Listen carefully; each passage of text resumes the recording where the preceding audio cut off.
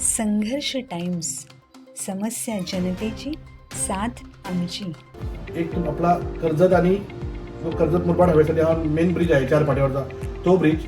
त्यानंतर अनेक वेळा आमचा सोमनाथ दादा त्या ब्रिजसाठी माझ्याबरोबर येत होता, सोमनाथ ठोंबरे. तो म्हणजे भिशेगाव तो छत्रपती शिवाजी महाराजांच्या स्मारकाचा ब्रिज. आणि तिसरा ब्रिज म्हणजे गुंडगे आकुर्ले ब्रिज. असे 3 ब्रिजसाठी आम्ही प्रायोरिटी दिली आणि ते 3 ब्रिज प्रायोरिटीप्रमाणे मंजूर झाले. स्थानिकांचा जो विकास असतो आणि विकास करण्यासाठी कुठलाही निधी मंजूर होतो किंवा एखादं काम मंजूर होतं, त्यातून खऱ्या अर्थाने माझ्यासारखा कार्यकर्ता त्यातून कुठल्याही प्रकारचं श्रेय घेऊ इच्छित नाही. कारण आपल्या सर्वांना माहिती आहे, या अगदी 2-3 महिन्यामध्ये आदरणीय तटकरे साहेबांच्याकडे या ब्रिजसाठी आम्ही अनेक वेळा त्यांच्याकडे जाऊन त्यांच्या या ब्रिजची मागणी आम्ही त्यांच्याकडे केली. हे तुम्हाला सुद्धा बऱ्याच वेळा मी आपल्याशी चर्चा केली होती.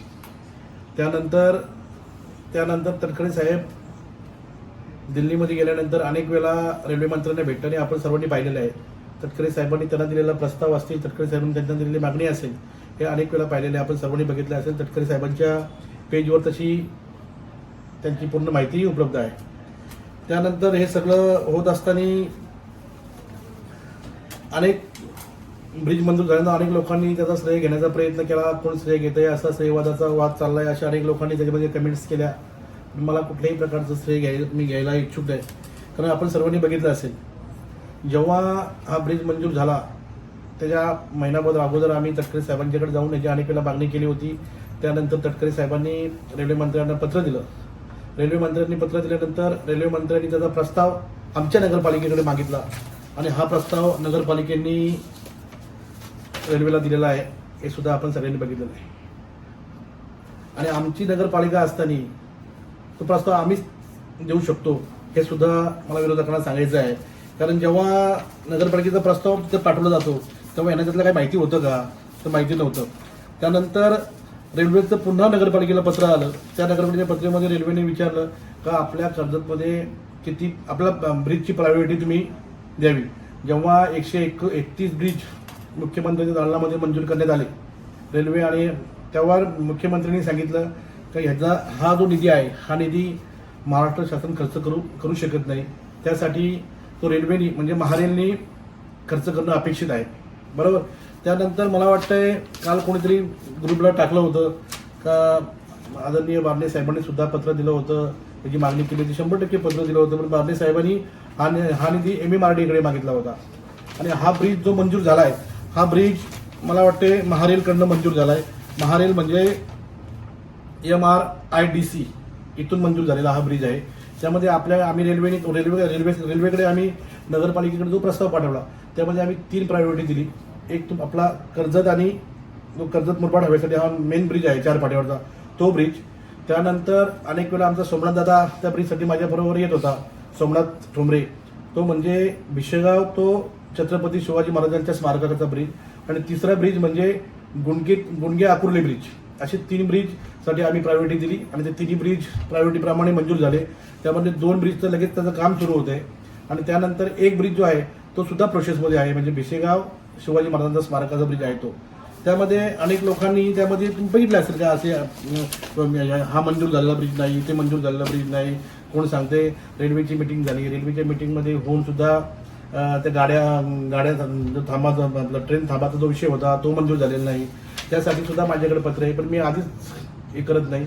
यासाठी सुद्धा GMने तुमच्या रेल्वे मंत्र्यांना पत्र लिहिलं आहे. त्यामध्ये सर्व सविस्तर म्हटलेलं आहे का हा कर्जतचा बस थांबा पूर्वी पण होता आणि आताही करणं अपेक्षित आहे. आणि आदरणीय तटकरे साहेबांचं त्यामध्ये शिफारस झालेली आहे असं हे पत्रही आम्ही आपल्याला देऊ इच्छितो. म्हणजे तोही विषय मार्गी लागलेला आहे. आणि त्यामध्ये सरळ म्हटलं आहे का याला महाराष्ट्र शासनाची रेल्वेची मंजुरी आहे, फक्त केंद्र शासनाची मंजुरीसाठी त्यांनी दिल्लीला पाठवलं आहे. तो सुद्धा विषय संपलेला आहे. तोही अगदी 2-4 दिवसात 8 दिवसामध्ये तोही विषय मार्गी लागेल.